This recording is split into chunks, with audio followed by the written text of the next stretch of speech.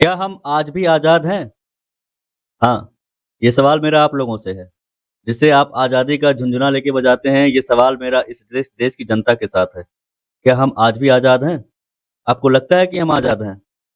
और अगर हैं तो कैसे हैं? मैं आपको बताता हूँ।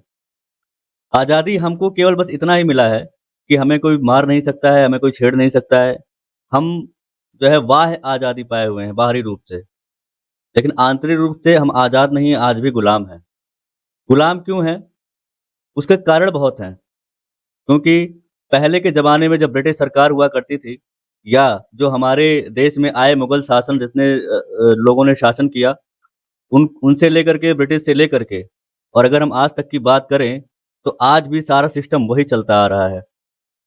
वो ऐसे चलता आ रहा है कि टैक्स जो सिस्टम है इंडिया में और जब ब्रिटिश सरकार थी और जो मुग़ल शासक थे, जितने भी लोग आए, सबने जमकर टैक्स वसूला।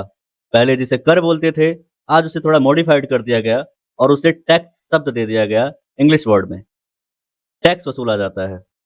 अब आप सोच के देखिए, जो आज लोग डीएम, एसडीएम, एडीएम जितनी ये शासनिक सेवा है, जिसे सिविल सर्विसेज़ हम बोलते हैं, ये क्यों लागू किया गया?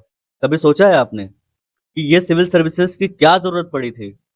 ये डीएम, एसडीएम, एडीएम जितने प्रशासनिक और शासनिक सेवा हैं, सिविल सर्विसेज़ सेवा हैं, इसकी लागू करने की आवश्यकता क्या थी? इसकी आवश्यकता थी नहीं, लेकिन ब्रिटिश काल में इसकी आवश्यकता लोग उन उन लोगों ने बनाया था।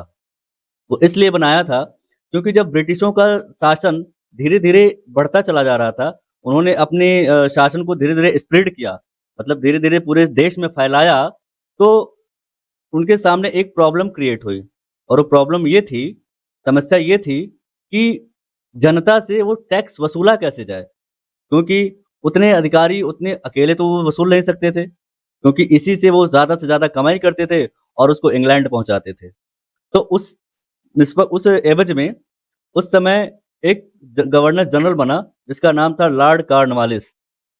लॉर्ड कॉर्नवालिस 1786 से 1793 के बीच उसने सिविल सर्विसेज़ की नींव रखी थी। उसने सोचा कि देश की जनता जो भारत की जनता है जब उनका शासन था, कि इन लोगों से टैक्स वसूलने के लिए क्यों ना सिविल सर्विसेज़ की नींव रखी जाए।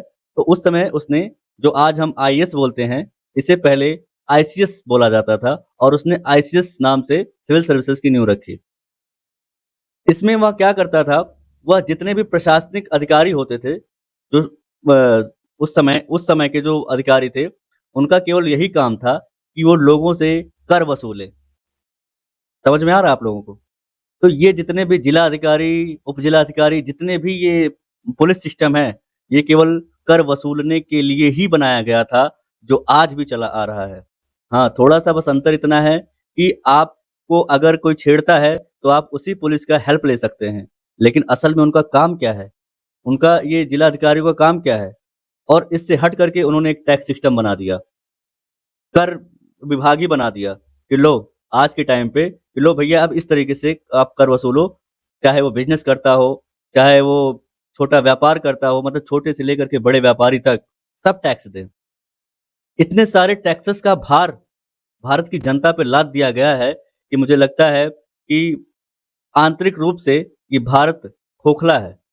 बाह्य रूप से केवल दिखता है कि हाँ, हम आज़ाद हैं, लेकिन जितना हम कमाते हैं, उसका कुछ परसेंट तो हम सरकार को दे देते हैं।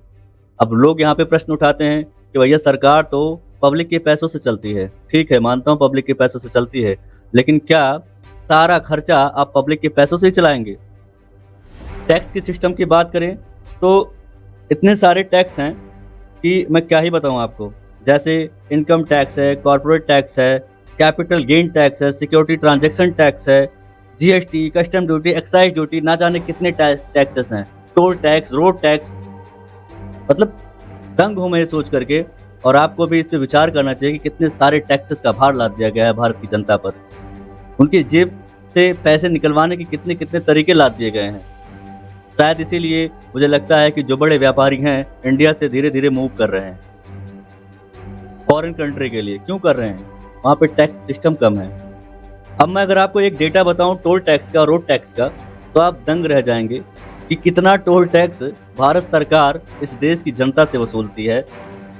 हमारा ही पैसा, हमारी मेहनत, हमारा सब कुछ और सारा पैसा भारत सरकार के पास। इसके बावजूद वो विकास, वो गरीबी, वो रोजगार, वो हट ही नहीं रही है, हटने का नाम नहीं ले रही है।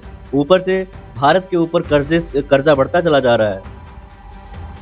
एक डेटा ये है कि देश भर के जितने टोल प्लाजा हैं, जिसे हम टोल टैक्स बोलते हैं, टोल प्लाजा पे जो गाड़ियों के टोल टैक्सेस वसूले जाते हैं, उसमें एक डेटा ये है कि देश भर के टोल प्लाजाओं से लगभग 168 करोड़ प्रतिदिन की वसूली होती है। 168 करोड़ पर डे सरकार वसूलती है। अब आप सोच के देखिए, ये तो हो गया टोल टैक्स पर डे का हिसाब। अब आप एक साल का मल्टीप्लाई करके देख लीजिएगा कि कितना होता है। डेली का 168 करोड़ एवरेज अगर है, आप 365 मल्टीप्लाई कर दीजिएगा कितना आएगा, वो आप देख लीजिएगा। दूसरा रोड टैक्स। रोड टैक्स जो है ये देश की जो राज्य सरकारें हैं वो वसूलती हैं, और उसमें लगभग राज्य सरकारों ने मिलकर लगभग सालाना 1 लाख करोड़ का रोड टैक्स वसूलती हैं, जिसमें वाहन पंजीकरण, फिटनेस टैक्स और रोड टैक्स मिलाकर वसूली की गई है। सोचिए, इसके बावजूद